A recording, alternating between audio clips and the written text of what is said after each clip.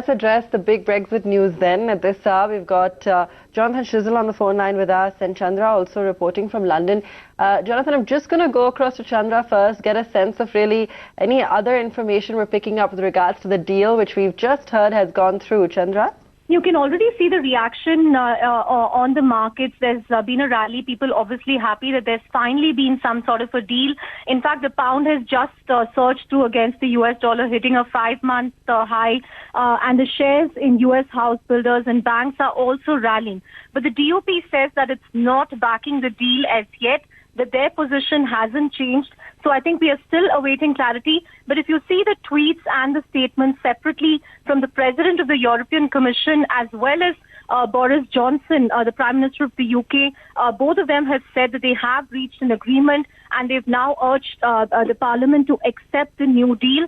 In fact, the President of the European Commission has said that it's high time to complete the withdrawal process and move on as swiftly as possible. Right. Chandra, just hang in there. We've also got Jonathan Shizzle joining in on the phone line, and I'm going to come right back to you. Jonathan, hi, afternoon.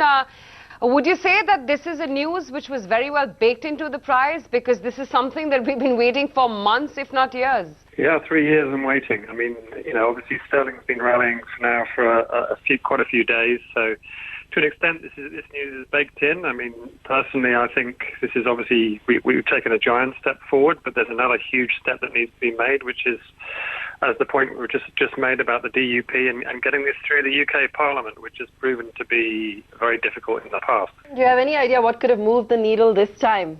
So I think it's interesting that I think if you looked at market reactions when Boris Johnson was made Prime Minister, I think there was a lot of scepticism that he could do a deal with Brussels. He's achieved that against many people's expectations, and I think that's certainly a surprise to markets to an extent. But I think what the problem now we face again is a very divided Houses of Parliament, a bit like British society as a whole.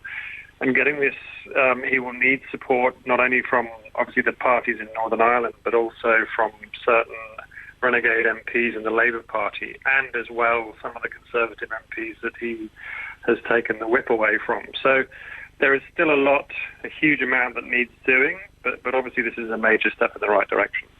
Just a few hours ago, Jonathan, the DUP, of course, rejecting the deal as things stand, as Boris Johnson was heading to that EU summit.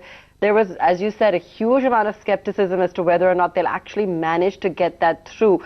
In your opinion, from all of the variations of this that we have been tracking, Johnson and Juncker both saying that they've reached a good deal. But could there be could there be things that the market would be unhappy with, given the kind of variations that Johnson has been looking to push through? Yes, I think I'd agree with you. I think what we haven't got at the moment is a great deal of detail on what exactly has been agreed. We hear from certain sources that it's certainly a less, from a regulatory and environmental perspective, there's certain elements where it's a bit more loose than what was previously agreed, and I think there'll be certain elements that won't like that in Parliament. So, yeah, look, the devil's always in the detail, and obviously we haven't got a great deal of detail yet, so we'll have to wait to see when that comes out.